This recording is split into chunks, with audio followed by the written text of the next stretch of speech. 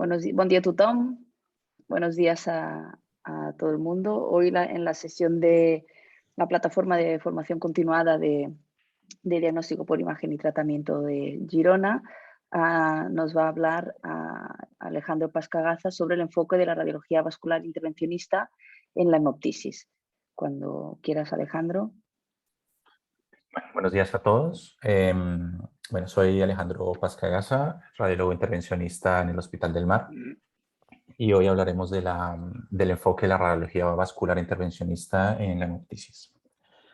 Trataremos 5 puntos, 5 objetivos. Uno, muy imprescindible, recordar la anatomía vascular pulmonar.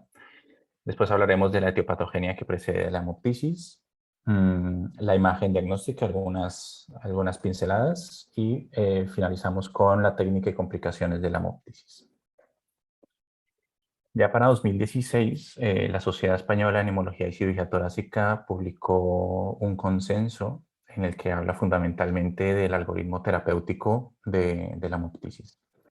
Lo podéis descargar con este QR o con el link. Más adelante volverá a aparecer para que esté disponible para todos. Ellos le llaman normativa, la normativa 69, y es muy práctica, sobre todo cuando nos queremos enterar del manejo multidisciplinar de esta patología.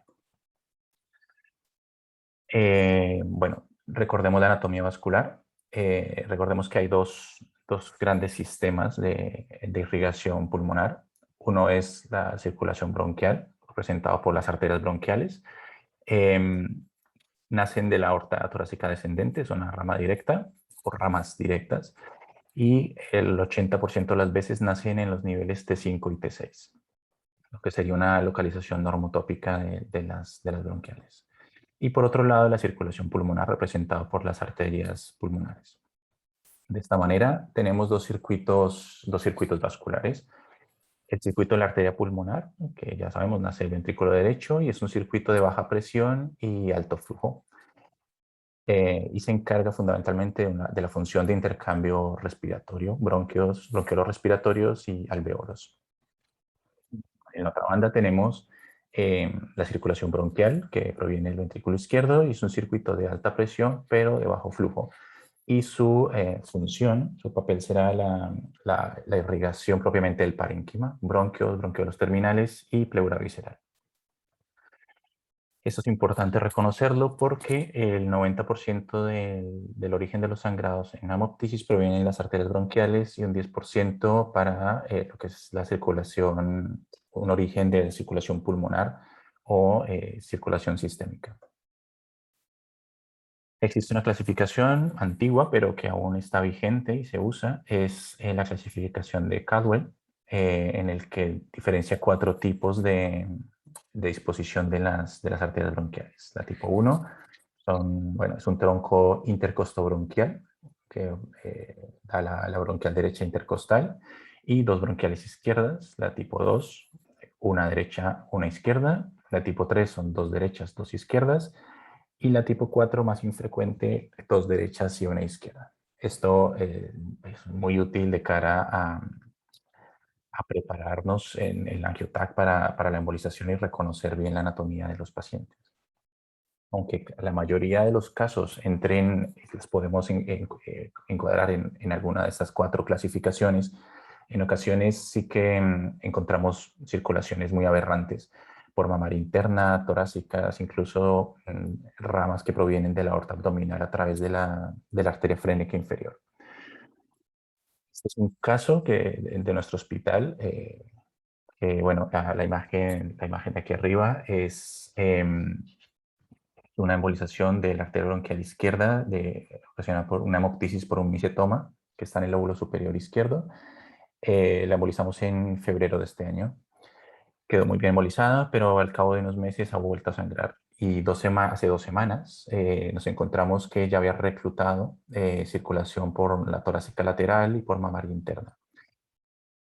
Entonces, es verdad que viene muy bien conocer la anatomía y la clasificación de las bronquiales, pero no podemos olvidar que es un tipo de patología que nos puede dar sorpresas en cuanto a la anatomía y las colaterales que pueden desarrollar. La gran mayoría las disposiciones de las bronquiales las podemos encuadrar en la tipo 1, en la bronquial, la clasificación tipo 1 de Caldwell, y pues que consiste en eso, en una rama intercostobronquial para la bronquial derecha y dos bronquiales izquierdas. Esto presenta muy bien de cara a la arteriografía. En etiología, pues recordemos que en situaciones fisiológicas el intercambio gaseoso se realiza por circulación pulmonar. El 99% del aporte arterial del pulmón viene de la circulación pulmonar. Y la circulación bronquial pues se limita a lo que es oxigenación del parénquima. Sin embargo, en situaciones de vasoconstricción, trombosis y vasculitis, por las muchas causas que se enumeran en los libros, ¿no? Que no hace falta aprendérnoslas, pero sí reconocer las principales, ¿no? La tuberculosis como primera causa a nivel mundial de hemoptisis en sitios endémicos. Bronquiectasias y absceso pulmonar son las principales en cuanto a inflamación se refiere. Y el aspergiloma, neumonía necrotizante y la neoplasia pulmonar como causas destructivas, ¿no? Como causas no tanto de inflamación, sino de destrucción. En estas situaciones, la relación que hablábamos antes, pues cambia y la circulación pulmonar disminuye, el intercambio gaseoso se ve afectado y se abren una serie de anastomosis fisiológicas entre la circulación pulmonar y la circulación bronquial. Esto es un shunt fisiológico que existe como una medida de salvamento, digamos, y se abre la circulación y tira entonces de la circulación bronquial para intentar compensar este déficit. Esto hace que exista una proliferación vascular que termina en rotura vascular y hemoptisis. Por otra parte, las patologías que tienen inflamación crónica eh, liberan factores de crecimiento vascular, neovascularización y hacen reclutación de circulación sistémica, como el caso que vimos anteriormente. Son vasos frágiles que nos abocan a rotura y hemoptisis. Insisto en que el 90% de los sangrados provienen de las arterias bronquiales y solo un 10% de circulación extrabronquial. Aunque no es una norma que se tiene que cumplir siempre, los procesos inflamatorios crónicos afectan a lo que es circulación bronquial y los destructivos, por otra parte, a los extrabronquiales. Los destructivos, recordemos, neumonía necrotizante, neoplasias y el aspergiloma. Hacemos el diagnóstico. Bueno, no lo hacemos nosotros de forma inicial, lo hacen en el servicio de urgencias. Tienen que hacer muchas cosas, ¿no? Primero, es muy importante confirmar que realmente se trata de una hemoptisis, no de una epistaxis ni de una hematemesis. Valorar su severidad, identificar etiología, bueno, un montón de pruebas complementarias. Todo esto de forma paralela a las maniobras de resucitación del paciente, de estabilidad hemodinámica y de protección de vía aérea. En la sala de urgencia se valora su severidad. Antiguamente se hablaba de conceptos de hemoptisis minor, moderada, severa o masiva en función de la cantidad de mililitros que expectorará el paciente. Sin embargo, obviamente esto es muy difícil de calcular, o era muy difícil de calcular, porque bien el paciente lo sobreestimaba los volúmenes y también por la otra cara de la moneda se infraestimaba porque hay una cantidad de volumen de sangrado que puede quedar en el espacio traqueobronquial, ¿no? Y entonces era difícil estimar realmente el volumen de sangrado y hablar si era minor, moderada o severa. Tanto se prefiere hablar actualmente de hemoptisis amenazante o no amenazante, independientemente de los mililitros en 24 horas. Y se tiene en cuenta el volumen del sangrado, la velocidad del sangrado, la reserva cardiovascular de cada paciente y la obstrucción de vía aérea. Fundamental este tema de la obstrucción de vía aérea porque recordemos que los pacientes con hemoptisis mueren de asfixia y no de hipovolemia. Bueno, radiología convencional en la hemoptisis. Más, más que útil para nosotros, es útil para los neumólogos en la situación de emergencia que tienen en pacientes con hemoptisis, sobre todo en hemoptisis amenazantes, porque les ayuda a lateralizar el sangrado. Saber de qué lado está sangrando es vital para la broncoscopia que se hace en los pacientes en los que se le está protegiendo la vía aérea, porque tienen que tumbar el paciente, tienen que poner el paciente en decúbito lateral del lado que sangra para proteger al pulmón sano, que no se inunde con la sangre del pulmón contralateral. Entonces es importante en las primeras maniobras de reanimación del paciente. En algunas ocasiones sirve para identificar la causa del sangrado, que es verdad que en un 10% o más de los casos es normal, sobre todo en pacientes mayores de 45 años y fumadores. Y en estos casos, pues se recomienda pruebas complementarias como la broncoscopia o el TACAR, que aumenta la sensibilidad para detectar lesiones endobronquiales o bronquiectasias. Los hallazgos comunes de la radiología convencional en estos pacientes son las áreas de condensación alveolar, atelectasia y obviamente la lateralidad del sangrado, que es lo que estábamos hablando que es muy útil de cara a la broncoscopia. Se correlacionan muy bien con los hallazgos de tanto de TAC como de arteriografía. Bueno, el TAC, los hallazgos del TAC serán la alveolización hemática con nódulos acinares confluentes, vidrio del lustrado, condensación, atelectasia y bronquiectasias y obviamente la localización y extensión del sangrado. A nosotros, los intervencionistas, nos viene muy bien el tema del angiotac, porque con esto logramos identificar, bueno, no solamente dónde están las bronquiales, cuántas bronquiales son, el lado, obviamente, el lado a embolizar, el lado a buscar hacer las arteriografías, y también para identificar colaterales sistémicas que puedan haber reclutado este tipo de patologías. Porque, como hemos dicho, se encuentran circulaciones muy aberrantes en determinado tipo de pacientes. Sobre todo, cuanto más crónica sea la enfermedad, más encontramos sorpresas en cuanto a circulación que no viene de las bronquiales. Con esto nos ahorramos tres cosas. Uno, tiempo de sala. Con un buen angiotac previo a la embolización nos ahorramos tiempo en sala, dosis de radiación para el personal que estamos en sala y obviamente para el paciente. Y tres, volumen de contraste. En estos pacientes en estado crítico lo valoran mucho, ¿no? El angiotac, por tanto, es una técnica de diagnóstica gold estándar, rápida, disponible, no invasiva. Identifica lesiones subyacentes y su repercusión sobre la vía aérea. Localiza el origen de la hemorragia y es un mapa más que útil, yo diría que imprescindible de cara a la embolización. Sobre todo cuanto más los pacientes se cronifiquen y necesiten varios procedimientos de arteriografía y embolización, cada vez resulta más útil el angiotac.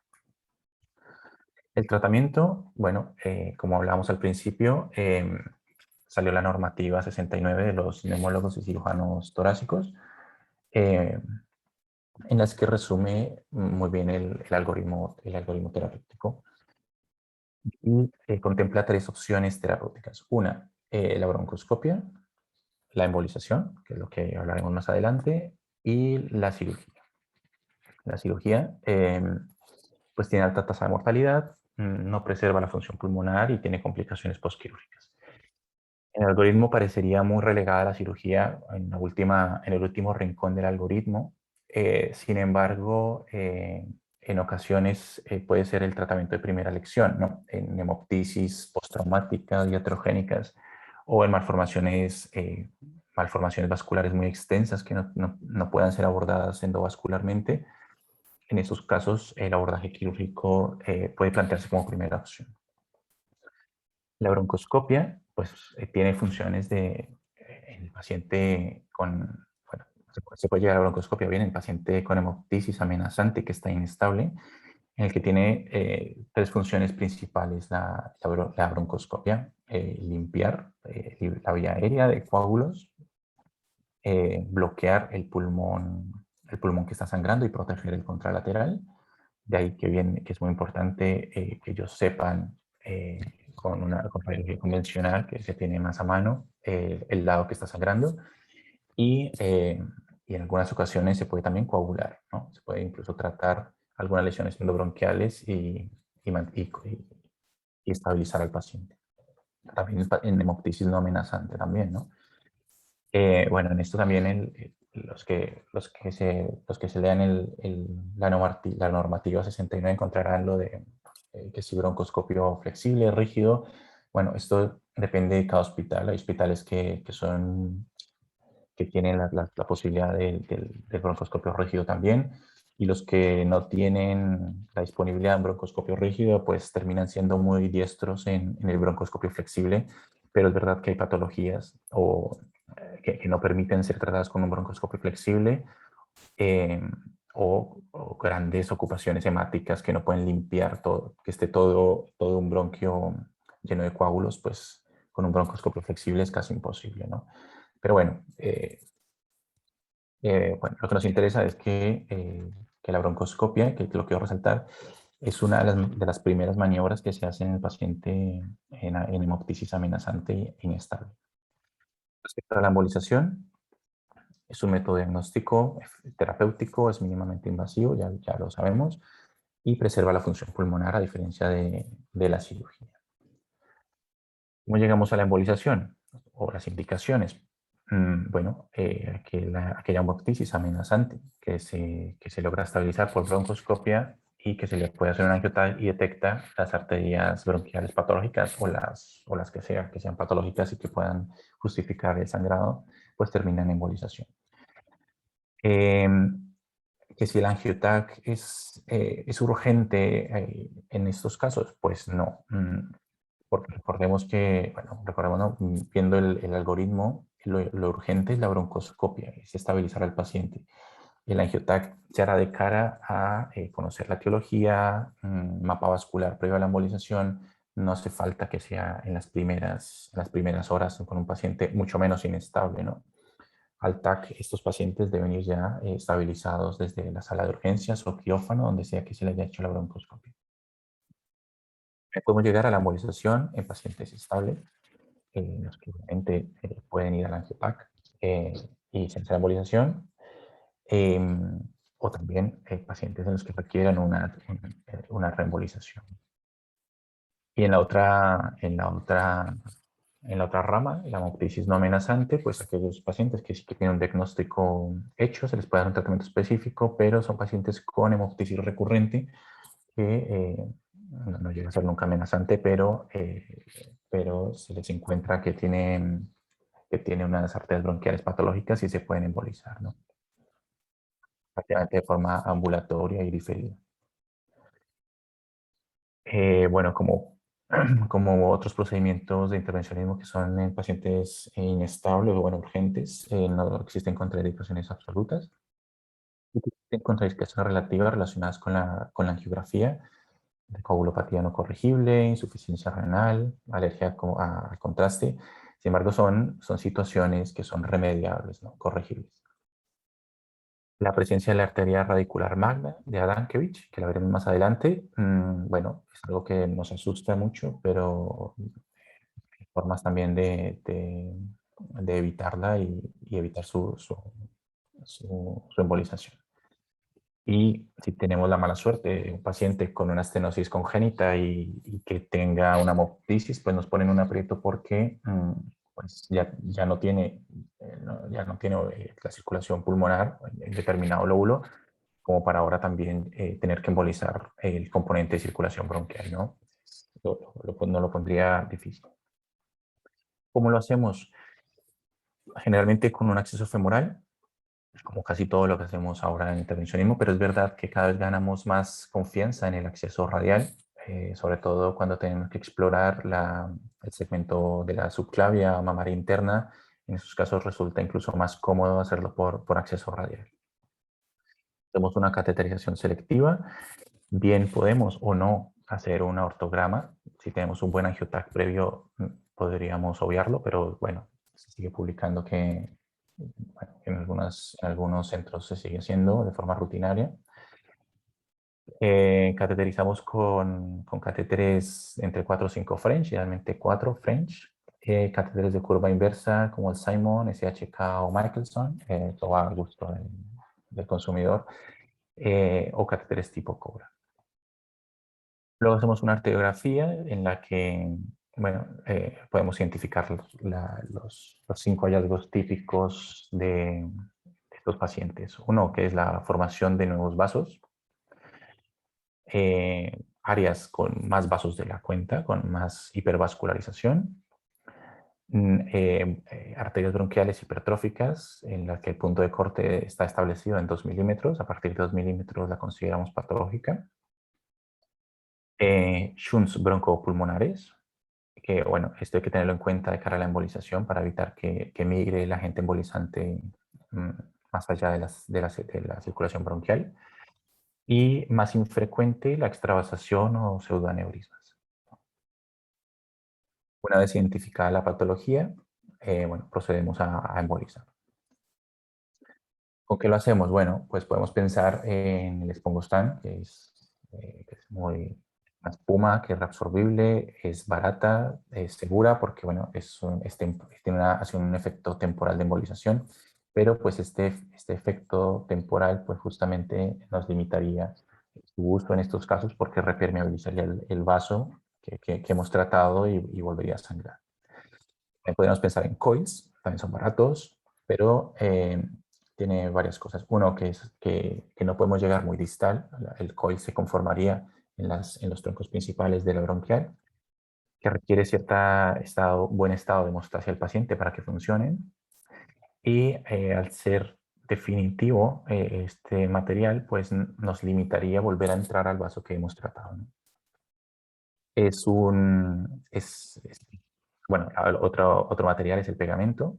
Es costoso, bueno, no es seguro, y lo pongo entre comillas porque no es seguro según quién, ¿no? Esto depende de la habilidad del operador.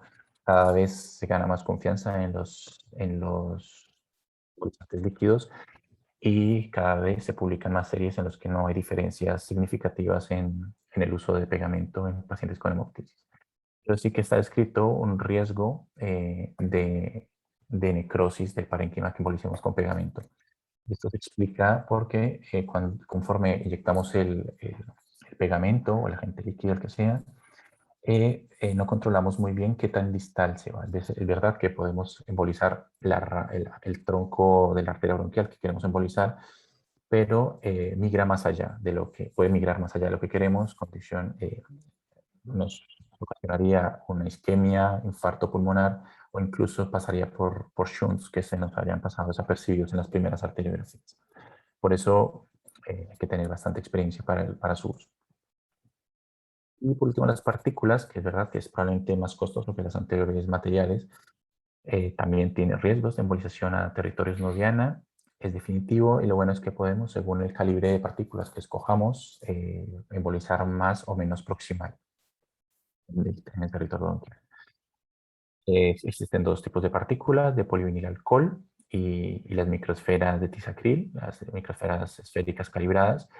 Que bueno, lo importante de las partículas es escoger partículas que sean mayores a 300 micras, porque de esta manera será improbable que pasen estos shunts entre la circulación bronquial y pulmonar que habíamos comentado antes, ¿no?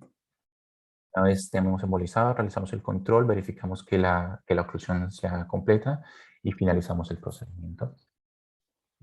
Complicaciones, bueno, el dolor torácico y disfagia son relativamente frecuentes porque la circulación bronquial comparte irrigación con ramas intercostales y esofágicas. Podemos hacer embolización de territorios extrabronquiales, esófago, territorio de la mamaria, diafragmática, sistema nervioso central o periférico.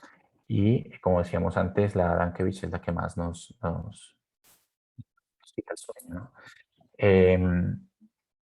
Hay un artículo ya antiguo, el 2012, en el que explica un efecto que puede pasar durante la embolización, sobre todo en arterias bronquiales que nacen por debajo de los niveles entre T5, de T5 T6, en los que aquí en la primera imagen, de arriba a la izquierda, hacemos una primera arteriografía en la que no vemos ninguna arteria de Dankovich y conforme empezamos a embolizar y a colmar el lecho distal de embolización, comienza a aparecer la arteria de Dankiewicz, que se nos había pasado desapercibida en las primeras arteriografías.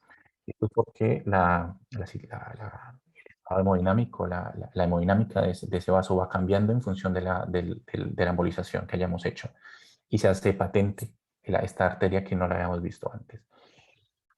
Funcionan tres cosas. Uno, que intentemos en la embolización ser mucho más selectivos, avanzar con un microcatéter más allá del ostium de la bronquial, así evitamos la arteria medular magna.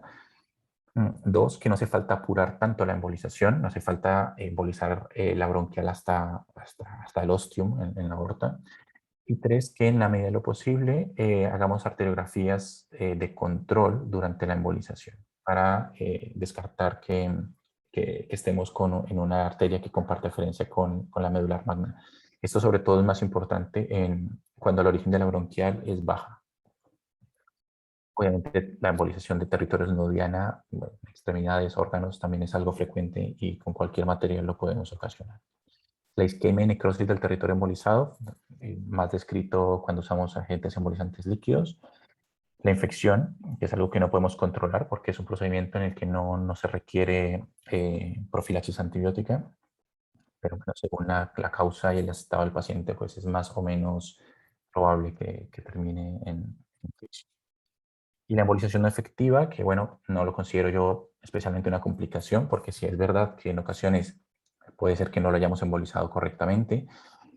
También es cierto que aunque lo hayamos embolizado correctamente, la historia natural de la enfermedad continúa. Es decir, nosotros bloqueamos, embolizamos, dejamos ocluida completamente las arterias bronquiales, pero su enfermedad continúa. Su enfermedad que va a seguir reclutando vasos, va a seguir generando colaterales que pueden condicionar que el paciente vuelva a sangrar, ¿no? Entonces, no necesariamente que haya que volver a embolizar significa que lo hayamos hecho mal en un principio, y esto es algo que es importante explicarle a los neumólogos y cirujanos torácicos que en ocasiones está escrito que hasta en un 20% el paciente regresa a embolizarse.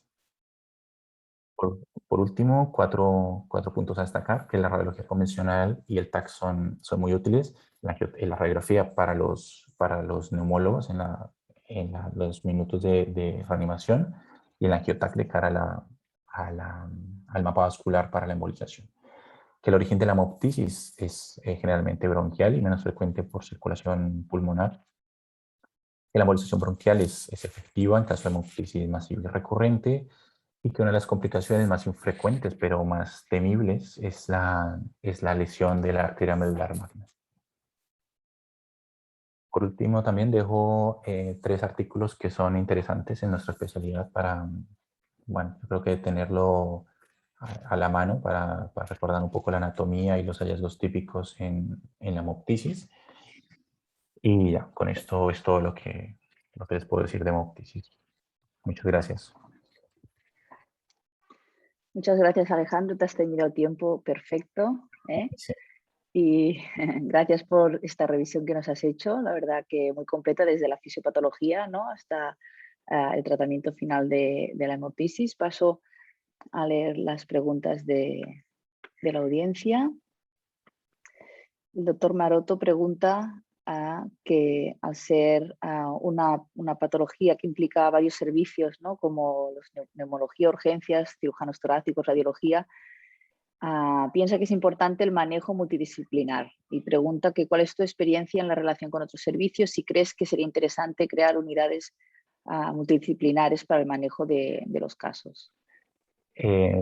Sí, bueno, en nuestro hospital se hace, bueno, los neumólogos están muy interesados porque como dicen en el algoritmo, es una parte imprescindible, ¿no? La embolización, y ellos mismos reconocen que esto es una patología que requiere manejo interdisciplinar, ¿no? Lo hacemos frecuentemente, hay buena relación con los neumólogos y bueno, entre cirujanos torácicos también, ¿no? Yo creo que en esto todos sabemos que cada uno de nosotros tenemos limitaciones y que hay patología y que hay pacientes para los neumólogos, hay pacientes para los cirujanos torácicos. Ellos de por sí que tienen unas unidades de patología vascular pulmonar en los que se tratan tanto los TEP como estos sangrados, y los controlan muy bien, ¿no? En nuestro hospital no hay como tal un comité de hemoptisis, pero bueno, hay buena fluidez en la comunicación. Perfecto, gracias. Bueno, aprovecho que he visto que hay algún cirujano torácico en la audiencia y si hay algún neumólogo que quiera hacer alguna aportación, son bienvenidas los comentarios.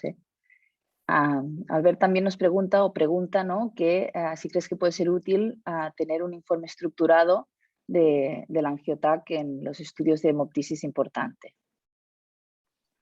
Sí, yo creo que como todo, entre más estandaricemos y más reproducibles sean el trabajo que hacemos, es más fácil para todos entendernos, saber exactamente lo que necesitamos los demás, todo lo que necesitan los neumólogos, lo que necesitan los cirujanos y los intervencionistas.